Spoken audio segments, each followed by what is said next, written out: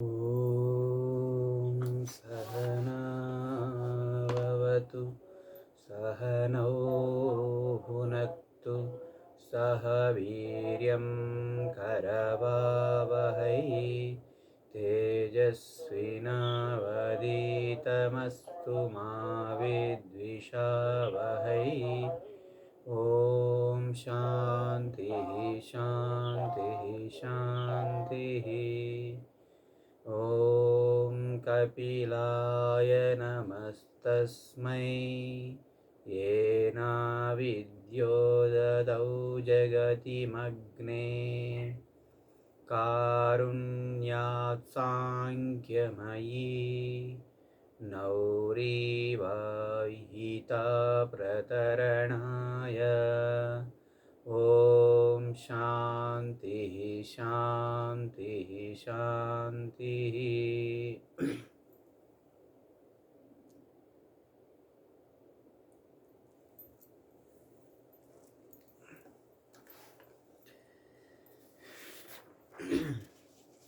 మనము 24వ కారిక వరకు చెప్పుకున్నాం. మనము అంటే ఇక్కడ మనస్సు అంటే అహంకారం అంటే ఏంటి చెప్పుకున్నాం. 24వ కారికలో అహంకారం అంటే అభిమానం అహంకార అని దాని గురించి చెప్పుకుని తర్వాత 25వ కారికలో ఇప్పుడు అహంకారం నుండి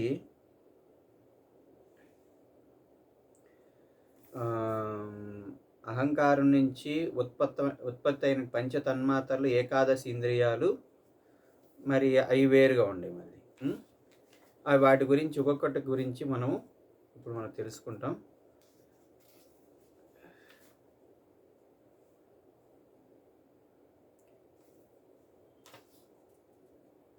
ఇప్పుడు అహంకారం నుంచి విలక్షణమైనటువంటి గుణం అనేది 2 రకాలైన గుణాలు ఏ విధంగా అవుతాయి, ఏ విధంగా స్పష్టమవుతాయి 2 రకాల గుణాలు?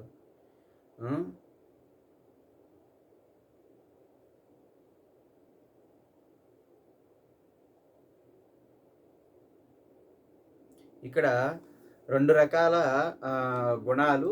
ఒకటేమో అంధకార సృష్టి, 2 ప్రకాశ సృష్టి అని 2 రకాలు ఉన్నాయి అంటున్నారు కదా. మరి ఈ విధమైనటువంటి ఈ 2 కూడా ఏ విధంగా అవుతాయి, వాటి గురించి ఇక్కడ మనకి ఏ విధంగా అవుతాయో దాని గురించి ఇక్కడ వివరిస్తున్నాడు. ఈ కారికలో దాని గురించి విశేషంగా చెబుతాడు. అంధకార సృష్టి అంటే ఏంటి, అలాగే ప్రకాశ సృష్టి అంటే ఏంటి, దీన్ని వేటిని అంటారు, వీటికి సంబంధించినటువంటిది వివరణ ఇక్కడ చెబుతున్నాడు. సాత్విక ఏకాదశకః ప్రవర్తతే వైకృతాదహంకార అహంకారాత్.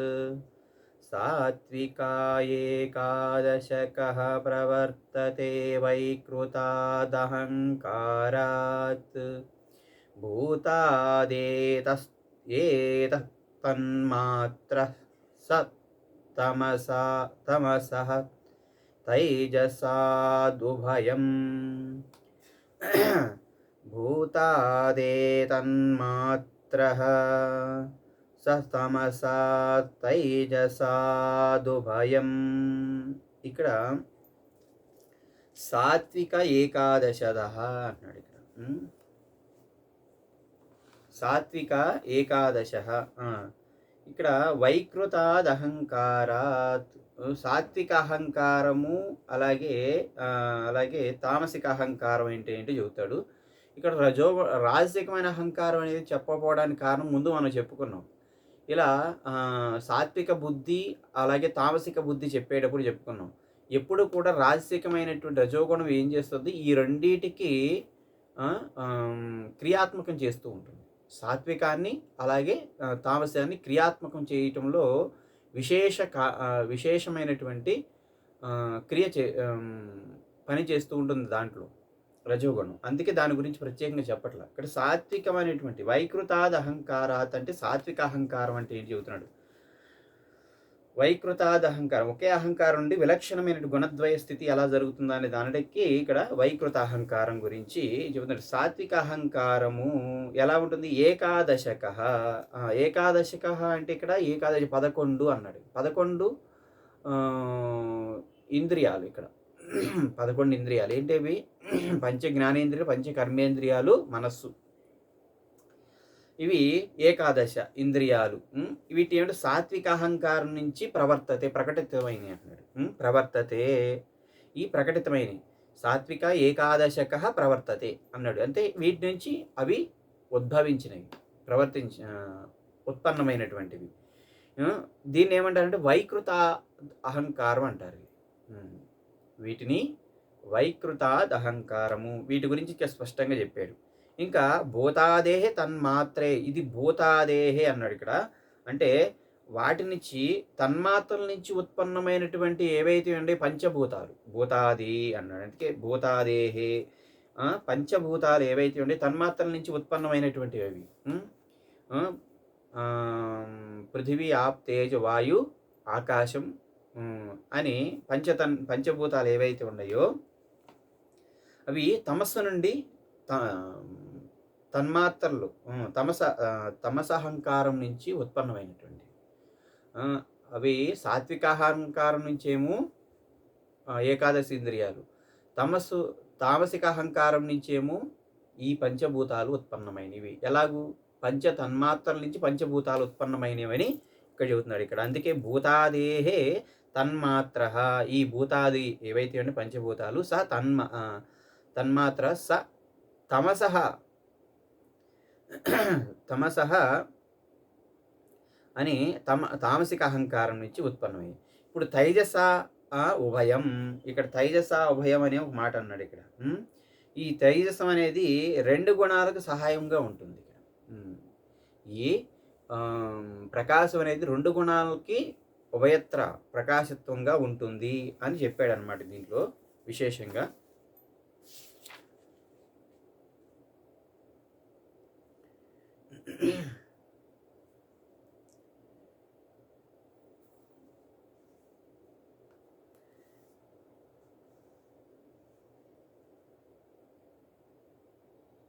వీటి ద్వారా గుణాత్మకమైనటువంటి ఈ తన్మాత్రలు గుణస్వరూపం ఏదైతే ఉందో ఈ రెండింటికి సృష్టి అవుతాయి. ఈ రెండింటి ద్వారా సృష్టి అవుతుందని చెబుతున్నాడు ఇక్కడ.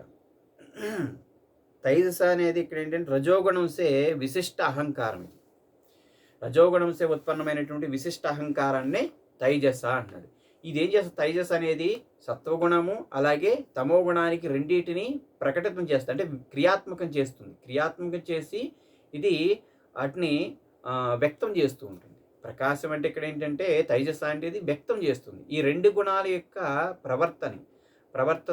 ప్రవర్తనను అలాగే క్రియలను వ్యక్తం చేయడానికి రజోగుణము ఈ 2 రకాలుగా ఉపయోగపడుతుందని దీంట్లో తైజస ఉభయం అన్నాడు. అందుకే 2 రకాలుగా. 26వ కారికలో ఏమి చెబుతున్నాడు ఇక్కడ మనకి? ఇప్పుడు ఏకాదశ ఇంద్రియ గణాత్మక సృష్టి అంతర్గతంగా 10 బాహ్యేంద్రియాలకు చెబుతున్నాడు. 10 బాహ్యేంద్రియాలు ఏంటో చెప్తున్నాడు. ఇప్పుడు ఏకాదశి ఇంద్రియాలకు 10 ఉన్నటువంటి బాహ్య ఇంద్రియాల గురించి ఇక్కడ మనకు చెబుతున్నాడు. అది మనకు తెలిసింది, సామాన్యం. ఇది 10 బాహ్యేంద్రియాలంటే పంచ జ్ఞానేంద్రియ, కర్మేంద్రియాలు. వాటి గురించి ఇక్కడ వివరంగా చెప్తాడు. దాని గురించి వాటి గురించి ఈ కారిక అనేది వివరిస్తుంది అనమాట. ఇప్పుడు ఆ యొక్క 11 ఇంద్రియాల్లో 10 బాహ్యేంద్రియాలు. మనసు అనేటువంటిది ఇంత ముందు చెప్పాడు, పూర్వం చెప్పాడు మనకి. మనసు అనేటువంటి సంకల్ప వికల్పాత్మకం మనసు అని దాని గురించి వివరించాడు కారికలో. దీని గురించి ఇప్పుడు 10 ఇంద్రియాల గురించి ఈ కారిక అనేది విశేషంగా చెబుతారు. బుద్ధి ఇంద్రియాణి చక్షు శ్రోత్ర గ్రాణ రసన స్పర్శకాని. బుద్ధీంద్రియాణి చక్షు శ్రోత్ర గ్రాణ రసన స్పర్శాన్ కాని. వాక్పాణిపాదవాయుపస్థ కర్మేంద్రియాణ్యాహుః వాక్పాణిపాదపాయూపస్థాన్ కర్మేంద్రియాణ్యాహుః. ఇక్కడ బుద్ధి ఇంద్రియాణి అన్నాడు ఇక్కడ. అయ్యేంటి బుద్ధి ఇంద్రియాలంటే చెబుతున్నాడు. బుద్ధి అంటే జ్ఞానము. ఇప్పుడు బుద్ధి ఇంద్రియాలంటే ఇంద్రియాల ద్వారా ఇంద్రియాలతో విషయాల ద్వారా ఇంద్రియ విషయాల ద్వారా జ్ఞానాన్ని గ్రహించేటువంటివి అని అర్థం ఇక్కడ. జ్ఞానేంద్రియాలు. బుద్ధి ఇంద్రియాలు అంటే జ్ఞానేంద్రియాలు. అంటే బుద్ధి అంటే జ్ఞానము, జ్ఞాన ఇంద్రియాలు. జ్ఞానేంద్రియాలు ఏంటి అవి? చక్షు అంటే కన్ను, శ్రోత్రం చెవులు, ఘ్రాణము అంటే ముక్కు, రసనము ఇంకా నాలుక, స్పర్శ శరీరము. ఇవి అన్నీ కూడా బుద్ధి ఇంద్రియాలు, జ్ఞానేంద్రియాలు అని చెప్తున్నాడు వీటి గురించి. వీటి ద్వారా జ్ఞానాన్ని గ్రహిస్తుంది. మనం విషయాల నుంచి బాహ్యమైనటువంటి విషయాల నుంచి జ్ఞానాన్ని గ్రహించి అది ఎలా గ్రహిస్తుంది? ఇక్కడ ఇంద్రియాలు బయట ఉన్నటువంటి విషయాల మీద ప్రతిబింబించినప్పుడు, వ్యాపకమైనప్పుడు, బయటికి అవి చూసినప్పుడు ఎలా ఉంటుంది?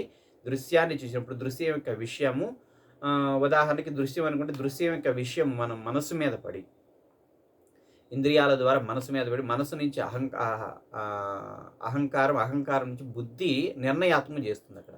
అంటే దానికి సంబంధించిన జ్ఞానాన్ని నిశ్చయాత్మకం చేసి మనకు అక్కడ తెలియజేస్తుంది. అది దీన్నే ఈ విధంగా జ్ఞాన ఇంద్రియాలు అన్నారు ఇక్కడ. విషయాల ద్వారా జ్ఞానాన్ని గ్రహించి మనకి నిశ్చయాత్మకం చేసేదాన్ని జ్ఞానేంద్రియాలైన. అలాగే మరి ఇంకొక కర్మేంద్రియాలు అంటే ఏంటి? ఇక్కడ కర్మేంద్రియాల గురించి చెబుతున్నాడు ఇక్కడ మనకి. కర్మేంద్రియాలు అంటే వాక్ పాణిపాదపాయూపస్థాన్ కర్మేంద్రియాణ్యాహుః. ఆ కర్మేంద్రియాలని చెప్తారంట వీటిని. ఏంటి? వాక్కు, మాట. మన మాట ద్వారా ఇన్ని కర్మలు చేస్తాయి అన్నమాట. ఎందుకని? క్రియాత్మకమైనటువంటిది ఏదైతే ఉందో అది కర్మేంద్రియాలు అంటారు. ఇవి ఏం చేస్తాయి చూడు. వాక్ అంటే మాట్లాడడం క్రియే. అలాగే పాణి, వీటిని చేతులు. పాణి అంటే చేతుల ద్వారా చేసే కదలికలతో చేసేటువంటి క్రియలు ఏవైతే ఉండి అవి కర్మలే, కర్మేంద్రియాలు. అలాగే కాళ్ళు, తిరగటం, మనం అటు ఇటు కదులుతూ తిరుగుతూ పనులు చేసుకుంటాం, కర్మలు చేస్తూ ఉంటాం, అది కూడా కర్మేంద్రియాలు. పాదము అంటే కాళ్ళు. అలాగే పాయు, ఉపస్థ. పాయు అంటే విసర్జన అవయవాలు, మలమూత్ర అవయవాలు అన్నమాట. ఇవి కూడా క్రియలే. మన లోపల ఉన్నటువంటి వ్యర్థాలని, తీసుకున్న ఆహారంలో ఉన్నటువంటి వ్యర్థాలని బయటికి పంపించేటువంటి క్రియలు. ఇది మలత్యాగాలు. అలా చేసేటువంటి ఏమిటంటే పాయు ఉపస్థ అన్నాడు ఇవి. అలాగే ఈ యొక్క క్రియలు చేస్తూ ఉంటాయి ఇవి. కర్మేంద్రియాణి ఆహుహు. ఈ విధంగా ఇవి కర్మేంద్రియాలు అని చెప్పాడు. వీటి గురించి విశేషంగా దానికి కేవలం ఒక వార్తిక ద్వారా తెలియజేశాడు. ఇవన్నీ కూడా అందువల్ల బుద్ధి అంటే జ్ఞానేంద్రియాలు, అలాగే కర్మేంద్రియాలు. కర్మతో సంబంధం ఉంటుంది కాబట్టి, జ్ఞానంతో సంబంధం ఉంటుంది కాబట్టి జ్ఞానేంద్రియాలు, కర్మతో సంబంధం ఉంటుంది కర్మేంద్రియాలు అని చెప్పబడడం జరిగింది. ఈ విధంగా చెప్పిన తర్వాత 27వ కారికలో మనకి చెప్పబోయేటటువంటిది కొంచెం విస్తారంగా ఉంటుంది. ఇది ఏమంటున్నాడంటే ఇక్కడ ఇప్పుడు 11 ఇంద్రియాలు, ఇంద్రియం ఏదైతే ఉందో మనస్సు, 10 ఇంద్రియాల గురించి చెప్పాడు. ఇప్పుడు మనస్సు గురించి చెప్తున్నాడు అనమాట. ఆ మనస్సు అంటే మనస్సుని నిరూపణ చేస్తున్నాడు దీని ద్వారా మనకి ఇక్కడ. అది ఏంటనేది చెప్తున్నాడు. కేవలం మనము ఇంతకుముందు చెప్పుకున్న సంకల్ప వికల్పాత్మక మనసు అని చెప్పుకున్నాం కదా, అదే విషయాన్ని ఇక్కడ కారిక ద్వారా మనకి తెలియజేస్తాడు. ఇక్కడ అభయాత్మకమత్ర మనః సంకల్పం ఇంద్రియాం చ సాధన్యాత్. ఉభయాత్మకం అత్ర మనః సంకల్పమింద్రియాం చ సాధన్యాత్. గుణపరిణామవిశేషాన్నానాత్వం బాహ్యభేదాచ్చ గుణపరిమాణవిశేషాన్నానాత్వం బాహ్యభేదాచ్చ. ఇక్కడ ఉభయాత్మకం అత్ర, ఇది రెండు రకాలుగా ఉంటుంది. మనస్సు అనేటువంటిది రెండు విధాలుగా ఉంటుంది. అదేంటిది అది చెబుతున్నాడు ఇప్పుడు ఈ విశేషాలు. సంకల్పం అత్ర, సంకల్పం అత్ర మనః, సంకల్పం ఇది ఉభయాత్మకం అత్ర మనః అన్నట్టండి. ఉభయాత్మకం రెండు రకాలుగా రెండు విధాలుగా ఉంటుంది. మనస్సు రెండు రకాలుగా పనిచేస్తుంది. ఏంటది? బుద్ధి అంటే పంచ జ్ఞానేంద్రియాల ద్వారా జ్ఞానాన్ని ప్రాప్తిస్తుంది, అలాగే కర్మేంద్రియాల ద్వారా కర్మలు చేయటంలో రెండు రకాలుగా పనిచేస్తూ ఉంటుంది. ఇది చెప్పబడింది, అందుకే రెండు రకాలుగానే చెప్పబడింది. ఇది ఈ అహం శబ్దం అనేది ఎలా ఉంటుందంటే అహం జానామి, అహం శబ్దం జానామి. ఉదాహరణకి అహం శబ్దం జానామి అంటే నేను శబ్దం తెలుసుకున్నాను అంటే శబ్ద జ్ఞానం తెలుసుకుంటున్నాను. ఇది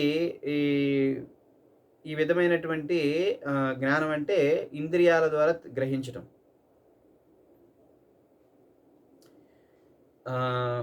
భౌతికమైనటువంటి శబ్దాది జ్ఞానం ఏదైతే ఉందో, శబ్దాది అంటే రూపరస గంధ ఏవైతే ఉన్నాయో, రూపరస గంధాది శబ్దాది ఏవైతే ఉన్నాయో ఇవన్నీ కూడా శబ్ద జ్ఞానం మనస్సులోనికి అంటే ఇంద్రియాల ద్వారా మనస్సులోనికి ప్రవేశించిన తర్వాత అది తన్మాత్రల రూపంలో ఏమవుతుంది? ఇది భౌతికంగా అది బాహ్యంగా ఉన్నటువంటిది ఏదైతే ఉందో ఆ విషయ జ్ఞానము ఇంద్రియాల ద్వారా మనసులో ప్రవేశించినప్పుడు తన్మాత్రల రూపంలో అది అంతఃకరణంలో చేరుతుంది.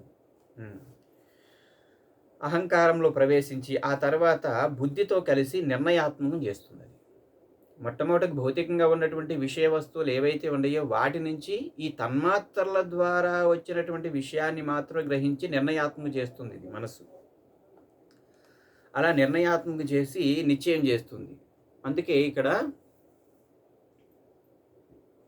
ఇది రెండు రకాలుగా పనిచేస్తుంది చెబుతున్నాడు. ఒకటి జ్ఞానేంద్రియాలు, రెండు కర్మేంద్రియాల ద్వారా కలిసినప్పుడు ఇది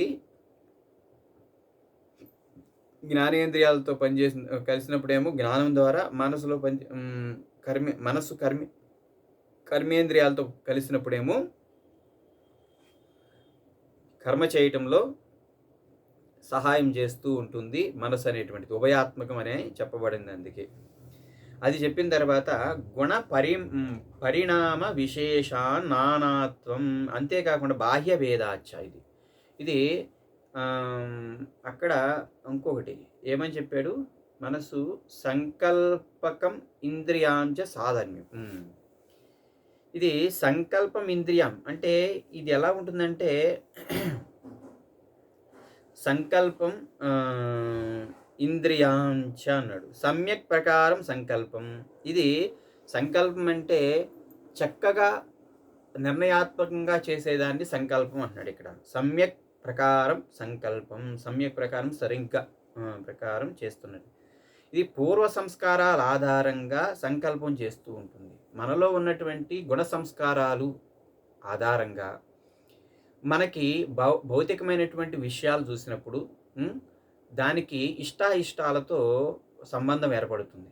ఆ ఇష్టాయిష్టాలతో ఏర్పడినప్పుడు ఒకటి దాని నుంచి భోగాన్ని అంటే ఫలాన్ని అనుభవించాలన్నప్పుడు, విషయాల నుంచి ఆ ఫలాన్ని అనుభవించాలప్పుడు, విషయ భోగాలు అనుభవించాలని అనుకున్నప్పుడు ఏమవుతుంది? అక్కడ క్రియాత్మకం అవుతుంది. అక్కడ అంటే అలా క్రియాత్మకం అయినప్పుడు మనసు ఏమవుతుందంటే ఇష్టాయిష్టాలు ఏర్పడినప్పుడు మనసులో ఒక నిశ్చయాత్మకమైనటువంటి నిర్ణయం తీసుకుంది. దాన్ని సంకల్పం అంటారు. అది సమ్యక్ ప్రకారం అది పొందాలి, అది నేను అనుభవించాలి అనేటువంటిది ఒక ఆలోచన ఏర్పడుతుంది. దాన్ని సంకల్పం అన్నాడు. ఆ విధంగా చేసేదాన్ని మనస్సు సంకల్పం చేస్తుంది. మొట్టమొదటిగా సంకల్పం చేసి నిర్ణయాత్మకంగా బుద్ధితో దాన్ని క్రియారూపం దాల్పిస్తుంది. అది క్రియారూపంతో బుద్ధితో ఏం చేస్తుంది? ఇక బుద్ధికి ఆదేశిస్తుంది. బుద్ధి ఏం చేస్తుంది? కర్మేంద్రియాలు జ్ఞానేంద్రియాల ద్వారా అవి క్రియారూపాన్ని కల్పిస్తుంది అన్నమాట.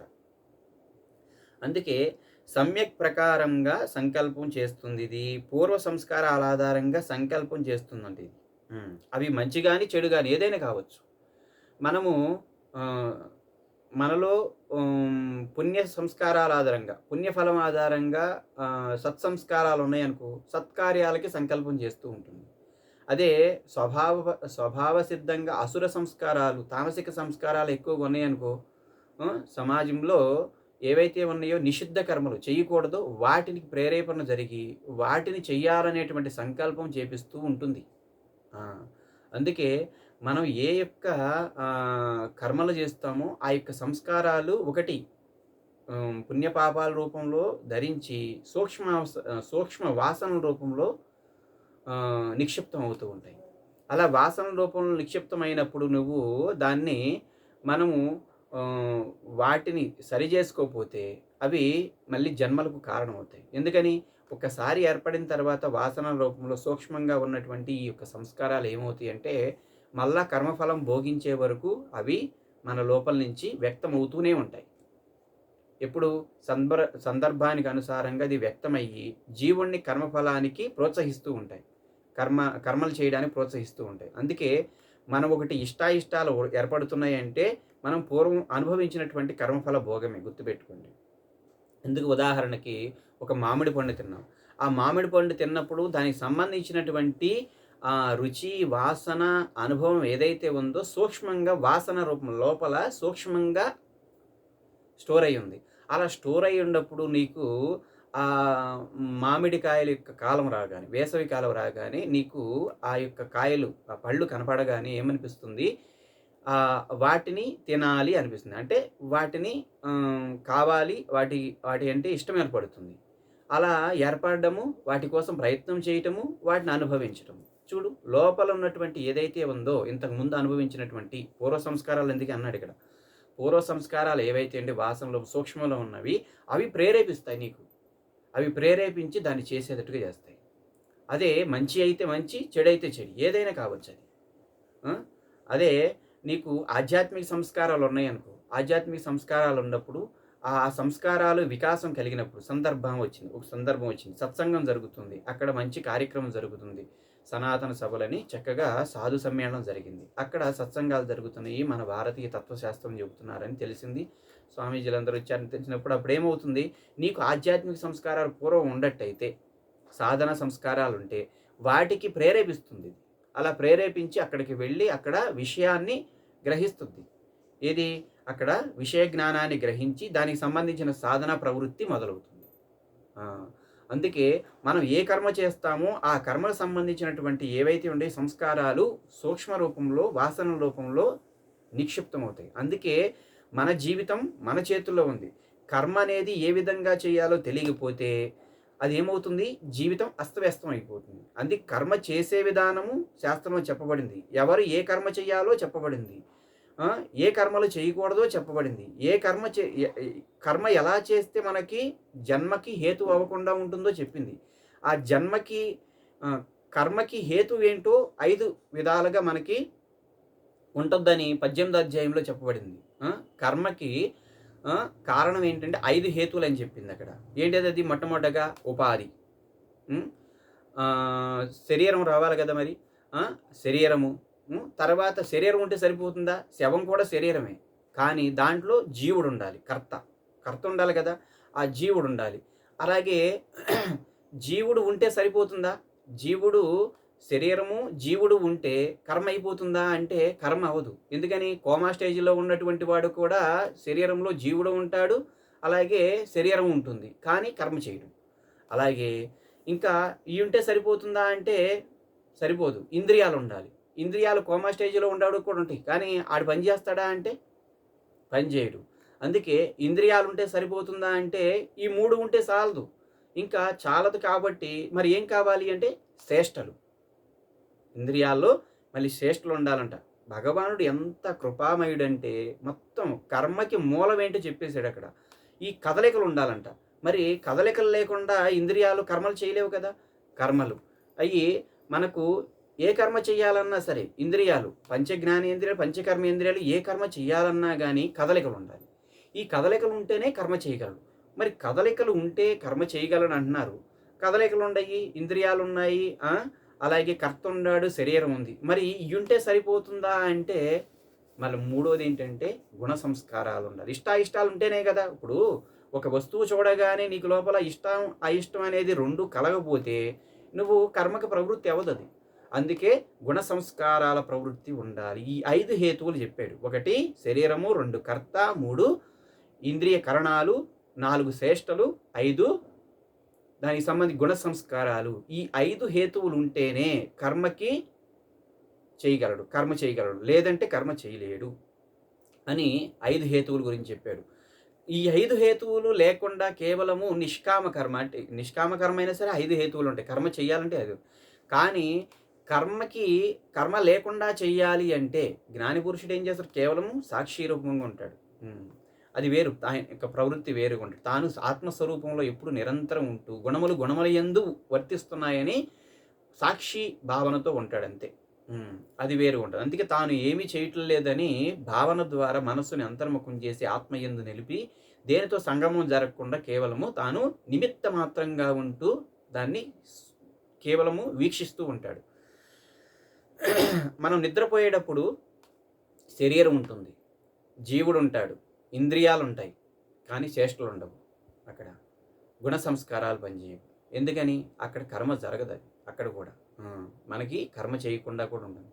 అలాగే మనం ధ్యానంలో ఉన్నప్పుడు శరీరం ఉంటుంది, ఇంద్రియాలు ఉంటాయి, జీవుడు ఉంటాడు, అలాగే శరీరం చేష్టలు ఉండవు.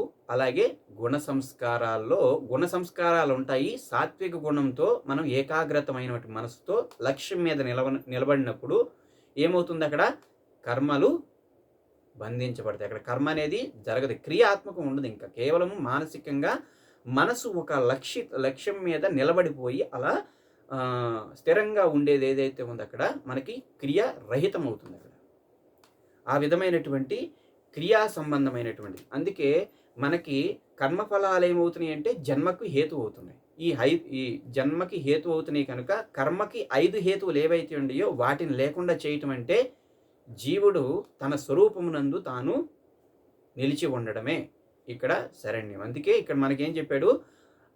వ్యక్త అవ్యక్త పురుష విజ్ఞానం ద్వారా ఆత్యంతిక దుఃఖ నివృత్తి జరుగుతుందని మన సాంఖ్య శాస్త్రంలో మొట్టమొదటగా మనకి కార్యక్రమంలో చెప్పాడు. అదే విషయాన్ని ఆ జ్ఞానం ద్వారా ఏమవుతుంది? అక్కడ ప్రకృతి పురుషుల యొక్క వివేకం జరుగుతుంది. వివేక జ్ఞానం ద్వారా ఏమవుతుందంటే తాను తన స్వరూపమునందు నిలబడి ప్రకృతిని వేరు చేసి తానుగా ఉంటూ ప్రకృతితో కలవకుండా తాను వేరుగా ఉండేటువంటి స్థితిలో ఏమవుతుందంటే అక్కడ కర్మ క్రియరహితం అవుతుంది. అదే చెప్తాడు ఇక్కడ దీనికి. ఇదిగే ఈ విధంగా మనం ఏం చేస్తున్నా కానీ మనం చేసేటువంటి కర్మలను బట్టి మనం కపట బుద్ధితో చేస్తున్నామా, ద్వేష బుద్ధితో చేస్తున్నామా, ప్రేమ బుద్ధితో చేస్తున్నామా, నిస్వార్థంగా చేస్తున్నామా, స్వార్థంతో చేస్తున్నామా అనేటువంటిది ఏదైనా సరే కర్మ అనేది చేసేటప్పుడు వీటిని ఆధారంగా చేసుకుని ఇక వాసన ప్రవృత్తి అనేది ఏర్పడుతుంది. ఏదైనా సరే నువ్వు కేవలం ఎప్పుడు ప్రతిరోజు కూడా మొబైల్ చూస్తూ ఉన్నావు, అదొక సంస్కారంగా మారిపోతుంది. ఖాళీ దొరికితే మొబైల్ పట్టుకుంటావు అనుకో, అదొక వాసనగా పడిపోతుంది అంతే. ఖాళీ దొరికితే నువ్వు టీవీ చూస్తున్నావు అనుకో, అదో వాసన పడిపోద్ది. ఖాళీ దొరికితే ఎవరితోన్నా మాట్లాడుతున్నావు అనుకో, అదొక వాసనగా పడిపోతుంది. ఖాళీగా ఉంటే నిద్రపోతున్నావు అనుకో, అదొక ప్రవృత్తిగా పడిపోతుంది. ఇక ప్రతిదీ కూడా సమయం ఉంది అంటే అంటే నీ యొక్క కర్తవ్యాన్ని నిర్వహించగా ఏదైతే సమయం ఉందో మిగిలిన సమయంలో నువ్వేం చేస్తున్నావు? ఇక్కడ ముఖ్యంగా ఆ మిగిలిన సమయం అంటే ఏంటి? ఇక్కడ జీవితకాలం అంటే మనం గుర్తుపెట్టుకోవాల్సింది ఏంటంటే మన ఆయువు ప్రమాణం గుర్తుపెట్టుకోండి. ప్రతిదీ కూడా మీ యొక్క ఆయువే. 100 సంవత్సరాల ఆయువు అనుకుంటే మీకు ప్రతి క్షణం ఖర్చు అయిపోతుంది. ఇప్పుడు నీకు 30-40 సంవత్సరాలు వచ్చేసింది అనుకోండి, అంటే నీకు 100 సంవత్సరాల్లో 40 సంవత్సరాల ఆయువు వెళ్ళిపోయింది. ఇంకా ప్రతి క్షణం కూడా నీ ఆయువే, రెడీ టు క్యాష్. దీన్ని ఎలా ఉపయోగించుకోవటం అనేది నీ యొక్క చేతుల్లో ఉంది. నువ్వు సత్కర్మ చేయటం ద్వారా ఉపయోగిస్తున్నావా, లేదంటే కర్తవ్య కర్మ చేయటం ద్వారా నిర్వహిస్తున్నావా, లేదంటే నిషిద్ధ కర్మ చేస్తున్నావా, లేదంటే సమయాన్ని కేవలము టైంపాస్ అంటారు కాలక్షేపంగా ఉపయోగిస్తున్నావా, వ్యవహార రూపంలో ఉపయోగిస్తున్నావా, వ్యర్థంగా చేస్తున్నావా అనేది ఇక్కడ ముఖ్యంగా తెలుసుకోవాలి. ఎందుకంటే మనకి భగవంతుడు ఇచ్చినటువంటి జన్మ ఏదైతే ఉందో ఆయు ప్రమాణము మన స్వరూపం గురించి మన ప్రయత్నం చేసి మన లక్ష్యం ఏంటి అంటే మన స్వరూపం తెలుసుకుని మన స్వరూపం నందు నిలవటానికే ముఖ్యం ఇక్కడ. దానికోసం ఈ శాస్త్రాలన్నీ ఎందుకు? లేదంటే చెప్పుకోవటం హాయిగా ప్రశాంతంగా జంతువుల్లాగా బతికేయచ్చు కదా మనం. అవి బతుకుతున్నాయి. చక్కగా పుడుతున్నాయి, చక్కగా పెరుగుతున్నాయి, చక్కగా అవి ఆహారం సంపాదించుకుంటున్నాయి, అవి తింటున్నాయి, అవి పిల్లల్ని కంటున్నాయి, అవి నిద్రపోతున్నాయి, అవి దుఃఖమొస్తే ఏడుస్తున్నాయి, కోపమొస్తే కోప్పడుతున్నాయి, అలాగే నిద్రపోతున్నాయి. అది జీవనం. అది జంతు జీవనం. కానీ దానికంటే విలక్షణంగా మానవ జన్మ ఉంది. దానికేం చేస్తుంది? మనం మన స్వరూపం ఏంటో తెలుసుకుంటాం. అంటే ఆత్మ జ్ఞానము, ఆత్మ అంటే ఏంటి అనేటువంటి వివేక బుద్ధి ఒకటుంది. దాన్ని ఉపయోగించుకుని మనిషి తన స్వరూపం గురించి ప్రయత్నం చేసి, తన స్వరూపం తెలుసుకోవడానికి ప్రయత్నం చేసేది ఏదైతే ఉందో సాధనలో వెతకాలి. సాధనలు ఎక్కడ మనకి తెలుస్తాయి అంటే శాస్త్రం ద్వారా తెలుస్తుంది. శాస్త్రం ఎలా మనకి అర్థమవుతుంది అంటే గురువులను ఆశ్రయించాలి. ఆ గురువులను ఆశ్రయించి, ఆ సాధనలు తెలుసుకొని, నిరంతరం ప్రతిరోజు కూడా దానికి కొంత సమయం కేటాయించి, మీ కర్తవ్య కర్మ చేస్తూ కొంత సమయం కేటాయించి మనం చేస్తూ ఉంటంటే, ప్రతిరోజు ఒక రూపాయి మనం డిబ్బీలో వేస్తూ ఉంటంటే, ఒక డబ్బాలో వేస్తూ ఉంటంటే, అది ఒక నాటికి పెద్ద మొత్తం అయినట్టుగా నువ్వు కర్తవ్య కర్మ చేయగా మనకి ఆశ్రమాలు ఏవైతే ఉంటే బ్రహ్మచర్యము, గృహస్థు, వానప్రస్థం, సన్యాసాశ్రమం ఏదైతే ఉందో, నువ్వు ఎప్పుడైతే తెలుసుకున్నావో అప్పటి నుంచి నువ్వు ఒక్కొక్క రూపాయి పెట్టినట్టుగా రోజు కాసేపు నువ్వు దాని సాధన కేటాయిస్తూ ఉంటంటే అది బలమైన సంస్కారంగా మారుతుంది. ఆ సంస్కారం మారితే ఏమవుద్ది? పతంజలి మహర్షి చెప్పాడు. ఈ సంస్కారం పెరిగితే ఏమవుద్దంటే తజ్జ సంస్కారో అన్య సంస్కార ప్రతిబంధి. చక్కగా చెప్పాడు. నువ్వేదైతే చిన్నప్పటి నుంచి ఆధ్యాత్మిక సంస్కారం పెంచుకుంటూ ఉన్నావు, అదేమి చేసిందంటే ఒకనాటికి పెద్ద మహావృక్షం అయ్యి మిగిలిన స్వాభావిక సంస్కారాలు ఏవైతే ఉండేవో, జన్మకి హేతువయ్యేటువంటి సంస్కారాలు ఏవైతే ఉండేవో వాటినన్నిటిని కూడా బంధించి పని చేయకుండా చేసేస్తాయి. నీకు అప్పుడు ఇది కొండంత అండ అయిపోతుంది. అందుకే మనం ఏం చేస్తున్నాం అనేది వివేకంతో మన చేతుల్లో ఉందది. కర్మ అనేది ఏ విధంగా చెయ్యాలి, ఏ విధంగా సంబంధం పెట్టుకోవాలి, ఏ విధంగా వ్యవహారం చేయాలి, ధర్మంగా ఉండాలా, అధర్మంగా ఉండాలా మనం చేసేటువంటిది. ఎందుకని గృహస్థాశ్రమం అనేది చాలా విశేషమైనటువంటి ఆశ్రమం అది. ఎందుకని బ్రహ్మచర్యము అలాగే వానప్రస్థం సన్యాసాశ్రమాన్ని పోషణ చేసేది అదొకటే. అలా చేస్తూ ఉన్నప్పుడు కర్మ చేసే అధికారం ఆశ్రమానికి ఉంది. అలాగే దానం చేసే అధికారం గృహస్థాశ్రమానికి ఉంది. ఇంకా దానం తీసుకునే అధికారం దానికి లేదు. ఎందుకని కర్మ చేస్తూ వచ్చినటువంటి ధర్మ సంబంధమైనటువంటి కర్మఫలం ఏదైతే ఉందో దాన్ని దాన ధర్మాలు చేసి పుణ్యాన్ని ఆర్జించాలి. మనం భౌతికమైనటువంటి సంపద ఏదైతే కనబడుతుందో అది కేవలం నీకు జీవనానికి మాత్రం ఉపయోగపడుతుంది. కానీ జన్మను ఉద్ధరించలేదు అది. జన్మను ఉద్ధరించాలంటే నీవు ఆ దృష్టం కనపడనటువంటిది ఏదైతే ఉందో, దృష్టం అంటే కనపడేది, అదృష్టం అంటే కనపడనటువంటిది ఏదైతే ఉందో కర్మఫలాన్ని నువ్వు సాధించాలి. భౌతికంగా నువ్వు కోట్లు సంపాదించవచ్చు, కానీ ఆ యొక్క పుణ్యఫలం ఏదైతే ఉందో నీకు జన్మల వెంటాడుతూ ఉంటుంది. అదే ఆ పుణ్యఫలం ద్వారా ఏం చేయాలి? జ్ఞానాన్ని ఆర్జించాలి. జ్ఞానం ఎక్కడ దొరుకుతుంది? తత్వం తెలిసినటువంటి వాళ్ళని ఆశ్రయించాలి.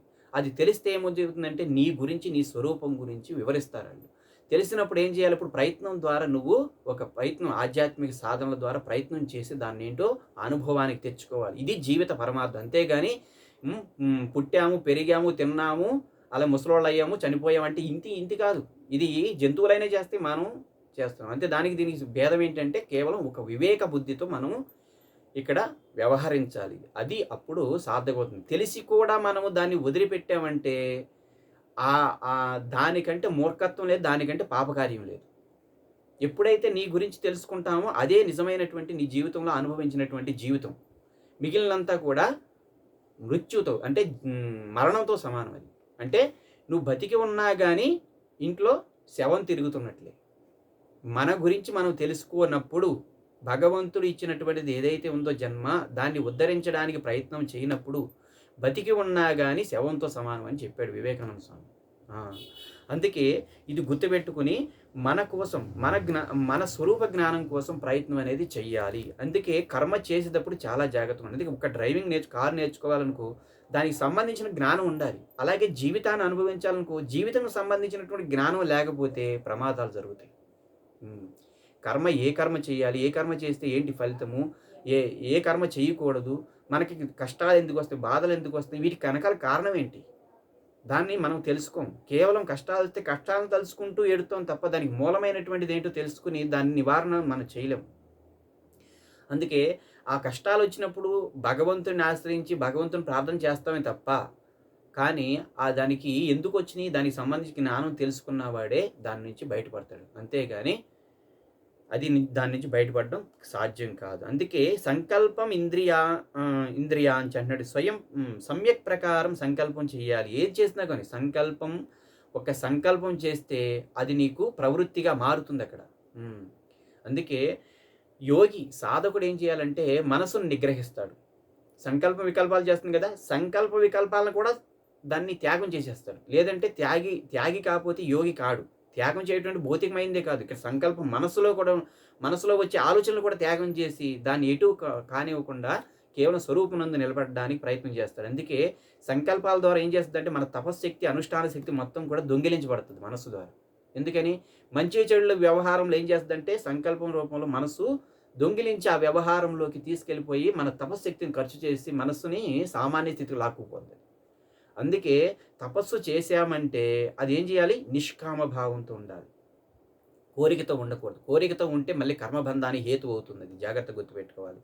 అందుకే ఈ విధంగా కర్మ చేస్తున్నామంటే భగవంతుడి అర్పణ బుద్ధితో చెయ్యి, కర్తవ్య కర్మ ఆచరించి చెయ్యి, కర్తవ్య కర్మగా భావించి చేసి నిష్కామ బుద్ధితో చెయ్యి, కోరిక లేకుండా చెయ్యి. నేను ఈ పూజ చేస్తున్నాను పుణ్యం వస్తుందని ఆశించి చేయొద్దు. కేవలము నీ యొక్క మనస్సు శుద్ధి కోసం, అంటే మనశ్శాంతి కోసం, అంటే అంతఃకరణ శుద్ధి కోసం అనే భావనతో చెయ్యి. అంతేగాని దాని నుంచి ఏది ఆశించినా కానీ కర్మబంధం అవుతుంది. అంటే మళ్ళీ జన్మ తీసుకోవాల్సి వస్తుంది. నువ్వు ఏదైతే పుణ్యఫలం సంపాదిస్తావో దాన్ని అనుభవించాలి కదా. నువ్వు సంపాదించుకున్న డబ్బులు నువ్వు ఖర్చు పెట్టుకోవాలి కదా. ఎప్పటికైనా తప్పదు, అది నువ్వు సంపాదించింది. అదే భగవంతుడికి అర్పించేసావనుకో, ఆయన ఏం చేస్తాడు? మన అంతఃకరణాన్ని శుద్ధి చేస్తాడు. అంతఃకరణ శుద్ధి వల్ల ఏమవుతుంది? మన లోపల స్వరూప జ్ఞానం మనకు అర్థమవుతూ ఉంటుంది. విన్నప్పుడు, చదివినప్పుడు, అలాగే లోపల స్వతహాగా మనకి ప్రకృతి యొక్క తత్వాలు తెలుసుకున్నప్పుడు అర్థమవుతూ ఉంటుంది. ఇది ఎంత జ్ఞానం మనకి అర్థమైనా కానీ జారిపోవడానికి కారణం ఏంటంటే మనస్సు రాగద్వేషాలతో మలినంతో ఉండడం వల్ల. అందుకే మనసు మలినంతో ఉంటే మనం ఎంత జ్ఞానం తెలుసుకున్నా కానీ జారిపోతూ ఉంటుంది. అందుకే మనసు రాగద్వేష రహితం అవ్వాలంటే మనము ప్రతిరోజు కూడా ఆ యొక్క సత్సంగం, అంటే భగవంతుడి యొక్క విషయాలు వింటూ ఉండాలి. భగవంతుడి యొక్క విషయాలు మనం కీర్తిస్తూ, భజనలు చేస్తూ, భగవంతుడి యొక్క సేవ చేస్తూ, అది సగుణాకారం కావచ్చు, నిర్గుణాకారం కావచ్చు. అంటే సగుణాకారం అంటే కనపడేటువంటి విగ్రహాలు, అవతారాలు. అదే నిర్గుణాకారం అంటే ఆ పరమాత్మ, వ్యాపకమైనటువంటి పరమాత్మ గురించి. అది తెలుసుకోవడం ముందు సగుణాకారం తెలుసుకుంటే నీకు నిర్గుణాకారమైనటువంటి పరమాత్మ తత్వం అర్థమవుతుంది. ఈ విషయాలు అనమాట. అందుకే తత్వజ్ఞానం అంటే ఏదో వచ్చి పడిపోయేది కాదు. మనం ఇంత వ్యవహారం ఉంటుంది. కర్మ చేసేటప్పుడు ఎలా చేయాలో అనేది తెలుసుకోవడం అనేది చాలా విశేషం. ఇది ఈ విధంగా చెప్పి ఇంకేమని చెప్తున్నాడు ఇక్కడ, సాధర్మ్యాత్ అంటానికి కారణం ఏంటంటే ఇక్కడ ఈ రెండు కూడా సంకల్పం ఇంద్రియాంచ సాధర్మ్యాత్ అన్నాడు ఇక్కడ. అంటే ఈ రెండు కూడా ఈ విధంగా పనిచేస్తూ ఉంటాయి. ఇక్కడ ఉభయాత్మకంగానే చెప్పబడింది. అందుకే సహాయంగా పనిచేస్తుంది. అంటే సాధారణం అంటే రెండింటికి పనిచేస్తాయి. కర్మేంద్రియాలు, జ్ఞానేంద్రియాలు రెండింటికి పనిచేస్తుంది. గుణ పరిమాణాది విశేషాన్ నానాత్వం బాహ్యచ్ఛేద. అప్పుడు గుణ పరిమాణాలు, ఇది గుణ పరిమాణాలు అంటే ఏంటంటే బాహ్యంగా మనకి గుణ విషయాలు కూడా వేరువేరుగా ఉంటాయి.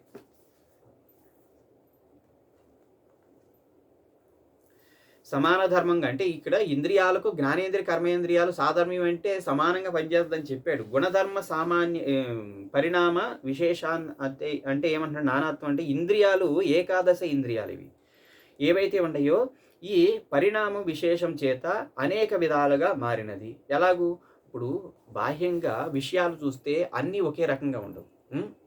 గుణ పరిమాణం అనేది ఎలా చెప్పాడు? నీలో ఉన్నాయి గుణాలు. ఇంతకుముందు ఏంటంటే బయట ఏవి కూడా గుణాలు లేవు, మనసులోనే ఉన్నాయి అని చెప్పుకున్నాం. ఈ గుణాలు ఎలాగో ఇష్టాయిష్టాల రూపంలో ఉంటాయి. ఇవి ఇష్టాయిష్టాల రూపంలో ఉంటాయి కదా. అవి వాటి ద్వారా మనము బాహ్యమైనటువంటి విషయాలని ఇది నాకు ఇష్టం, ఇది నాకంటే ఇష్టం లేదు అని మనం సెలెక్ట్ చేస్తాం. అలా ఎంచుకున్నప్పుడు ఏమవుతుంది? ఇక్కడ బాహ్యంలో కూడా మనకి కొన్ని యొక్క ఆహార వ్యవహారాల ద్వారా మనకి గుణ విశేషాలు ఉంటాయి. అవి దాన్ని బట్టి మనకి ఏంటంటే బాహ్యంలో కూడా భేదం ఉందంటున్నాడు. ఎలాగూ మనకి సాత్వికమైనటువంటి సంస్కారం ఉందనుకోండి, సాత్వికమైన గుణ సంస్కారం ఉంటే మనకి తాజాగా ఉన్నటువంటి పళ్ళు, అలాగే తాజాగా ఉన్నటువంటి ఆహారం ఇష్టం చేసుకుంటూ ఉంటుంది. అది ఇష్టం అవుతుంది. ఈ సాత్వికాహంకారం, సాత్వికమైనటువంటి మనసు కలిగినటువంటి వాడు సాత్వికమైనటువంటి విషయాలు, సాత్వికమైనటువంటి ఆహారం, సాత్వికమైనటువంటి వ్యవహారం మాత్రమే ఉంటుంది. ఆ! దీనికి విరుద్ధంగా ఉన్నటువంటి రజోగుణ వ్యవహారము దగ్గర రాదు. ఎందుకని? నలుగురితో కలిసి బాహ్యమైన భౌతిక విషయాలు చర్చించడానికి ఇష్టపడడు మనస్సు. అలాగే తామసికమైన వ్యవహారంలోకి వెళ్ళదు. ఎప్పుడు నిద్రపోవాలి, లేదంటే ఆలస్యంగా, బద్ధకంగా దీనికి ఇష్టం ఉండదు సాత్వికమైనటువంటి వ్యవహారం ఉన్నటువంటిది. ఎప్పుడు పని అప్పటికప్పుడు చేస్తూ ప్రతిరోజు కూడా చక్కగా టైమ్ టు టైమ్ చేయటమే దీనికి ఇష్టం సాత్వికమైనది. దీనికి విరుద్ధంగా ఏవైతే ఉన్నాయో వాటిని వదిలివేస్తుంది. చూడండి ఎలా ఉందో గుణాలు కూడా విషయాల్లో కూడా భేదం ఉంది. అందుకే గుణ పరిణామ భేదాచ అన్నాడు. గుణాలను బట్టి మార్పు ఉంటుంది ఇక్కడ. గుణ విశేషంగా వేరువేరుగా ఉండడం వల్ల నానాత్వం అనేక విధాలుగా ఉంటుంది ఇక్కడ. నానాత్వం అనేక విధాలుగా. బాహ్య కర్మ ఫలము వేరువేరుగా ఎందుకు గ్రహిస్తుంది అంటే ఇక్కడ ఏకాదశి ఇంద్రియాలు సాత్విక అహంకారం ఉత్పన్నమైనప్పుడు అంటే పూర్వజన్మలో జీవుడు ఇంద్రియాలను ఎక్కువగా కర్మఫలాన్ని ఆస్వాదిస్తాడు. అంటే పూర్వజన్మలో ఇక్కడ మనకి ఒక జన్మ రావడానికి కూడా మూలం చెబుతున్నాడు ఇక్కడ మనకి. ఏమిటంటే పూర్వజన్మలో మనము ఏ ఇంద్రియాల ద్వారా కర్మఫలాన్ని భోగిస్తూ ఉంటాము, ఆ యొక్క ఇంద్రియ సంస్కారాల యొక్క వాసన ఏదైతే ఉందో, ఇప్పుడు ఉదాహరణకి ముక్కుని ఎక్కువగా వాడుతున్నారు. గ్రహణం అనమాట, గ్రహణ శక్తి. ముక్కుని ఎక్కువగా ఉపయోగించి ఏం చేస్తున్నారంటే చిన్న కొంచెం వాసన తెలిసినా కానీ ఆ వాసన ద్వారా నీవు ఆ విషయాన్ని గ్రహించి విషయానికి సంబంధించి జ్ఞానం గుర్తుపడుతున్నావు అనుకో, అదొక ద్వారా. ఎందుకని? ముక్కుని ఉపయోగించడం ద్వారా నువ్వు జ్ఞానాన్ని ఎక్కువగా సూక్ష్మంగా గ్రహిస్తున్నావు అనుకో, అదేమవుతుంది? ఆ యొక్క ఇంద్రియము శక్తివంతంగా అవుతుంది. ఉదాహరణకి ఈ యొక్క ఇంద్రియం ఎక్కువగా నువ్వు దాని మీద ఎక్కువగా మనసుని ఏకాగ్రత చేసి దాని మీద ఎక్కువగా చేస్తున్నావు అనుకో, ప్రతి చోటకి వెళ్ళిన చోటల్లా అది పువ్వుల వాసన అయినా కావచ్చు, చెడు వాసన అయినా కావచ్చు, భోజన పదార్థాల వాసన అయినా కావచ్చు, దానిలో ఉన్నటువంటి షడ్రుచులను కూడా పట్టేటువంటి శక్తి నీకు వచ్చేసింది. వచ్చినప్పుడు ఏమైంది ఇక్కడ? ఆ యొక్క ఇంద్రియం శక్తివంతంగా మారింది. అలా ఇంద్రియం శక్తివంతంగా మారినప్పుడు నువ్వు 5 ఇంద్రియాల్లో వేటిని ఉపయోగించావు? ముక్కును ఉపయోగించావు. అంటే ముక్కు అనేటువంటి జ్ఞానేంద్రియాన్ని ఉపయోగించావు. ఇలా ఎప్పుడైతే నువ్వు ఉపయోగించావో ఈ సంస్కారం బలంగా మారినప్పుడు ఏమవుద్దంటే ఈ చనిపోయిన తర్వాత ఆ జీవుడు దేన్నైతే నువ్వు కర్మఫలాన్ని దేని ద్వారా ఎక్కువగా భోగించావో ఆ యొక్క ముక్కుకు సంబంధించిన వాసనని గ్రహించేటువంటి శక్తి కలిగినటువంటి ఉపాధిని ఎదుక్కుంటూ పోతుంది ఆ శరీరాన్ని. ముక్కు ద్వారా ఎక్కువ జ్ఞానాన్ని గ్రహించి కర్మఫలాన్ని అనుభవించేది ఏంటిది అంటే ఇక్కడ మనకి తెలిసినటువంటి సామాన్యమైనటువంటిది మనకు దగ్గరలో ఉన్నటువంటి జీవుల్లో శునకం, కుక్క. అదేం చేస్తుంది? మనకి 100 మంది ఉన్నా కానీ దాన్ని ఏం చేస్తారు? డాగ్ స్క్వాడ్ అంటారు కదా, దొంగలు పట్టుకోవడానికి ఉపయోగిస్తారు.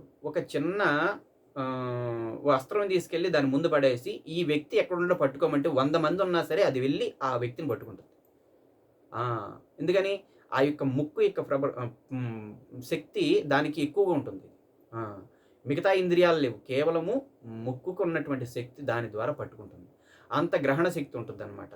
అందుకే మనం ఇంద్రియాల్లో వేటిని ఉపయోగించుకుంటున్నామో విచక్షణతో వివేకంతో చూడండి. దానికి సంబంధించిన వాసన సంస్కారం లోపల పడిందంటే మరొక జన్మ అనేది దానికి సంబంధించిన దాన్ని కర్మఫలం అనుభవించేటువంటి ఉపాధిని ఎత్తుక్కుంటూ పోతుంది.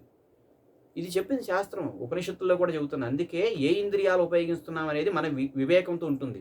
అందుకే ఇంద్రియాలు ఉపయోగించడం కంటే దాన్ని మొట్టమొదట మనం ఏం తెలుసుకోవాలి అంటే ఇంద్రియాలన్నిటిని సంయమనం చేసి మనకు సాధనైనటువంటి మన లక్ష్యం ఏదైతే ఉందో దాని యందు లయం చేయడానికి ప్రయత్నం చేయాలి. అంతేగాని భౌతికంగా విషయాల మీద నువ్వు ఈ విధమైనటువంటి భోగాలను అనుభవించడానికి ఇంద్రియ శక్తిని ఉపయోగించామంటే ఈ విధమైనటువంటిది ఉంటుంది.